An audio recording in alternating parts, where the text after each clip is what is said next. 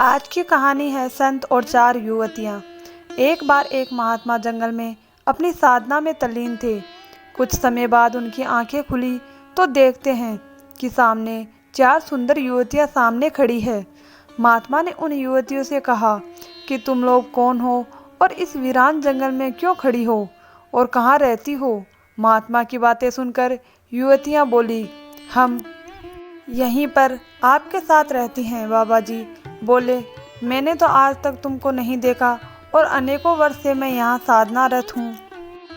इस दरमियान कोई भी मनुष्य, स्त्री या पुरुष मुझे नजर नहीं आए। साफ साफ बताओ कौन हो तुम और यहाँ क्या कर रही हो। उनमें से एक बोली, बाबा मैं बुद्धि हूँ और मेरा निवास मस्तिष्क में है, मैं वहीं रहती हूँ। दूसरी बोली, हे महात्मा मेरा नाम लज्जा है और मेरा निवास स्थान आँखें हैं, मैं आपकी आँखों में निवास करती हूँ।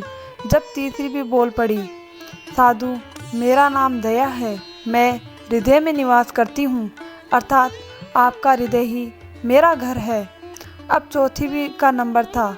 वह भी बोली, महात्मा मेरा नाम शक्ति है और मैं सर्वांग शरीर में निवास करती हूँ, अर्थात मैं आपके सारे शरीर में समाई हुई हूँ।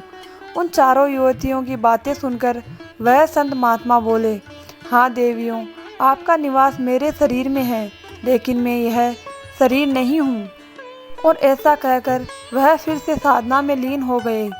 कुछ समय बाद जब उन्होंने आंखें खुली तो देखते हैं कि इस बार चार सुंदर नवयुवक सामने खड़े हैं। महात्मा जी ने उनसे कहा, हे भद्र पुरुषों, आप कौन हो और इस जंगल में क्या कर रहे हो और कहाँ रहते हो। चारों नवयुवक बोले, हम सब भी आपके पास ही रहते हैं।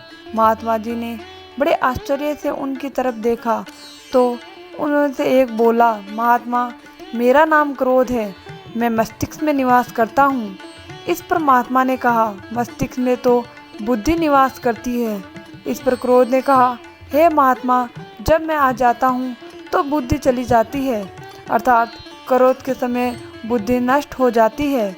अब दूसरा युवक बोला, हे महात्मा मेरा नाम काम है, मेरा निवास स्थान आँखों में है। इस पर महात्मा बोले, आँखों में तो लज्जा रहती है। हाँ आपने ठीक कहा, जब मैं आ जाता हूँ तो लज्जा शर्म चली जाती है और मनुष्य माँ बहन पत्नी की पहचान खो देता है। तीसरे पुरुष ने कहा, महात्मा मेरा नाम लोभ है, मैं हृदय में निवास करता हूँ, परंतु हृदय में तो दया निवास करती है, फिर तुम कैसे। महात्मा बोले। इस पर लोभ ने कहा, जब मैं आ जाता हूँ तो दया दूर चली जाती है। अब चौथे की बारी थी।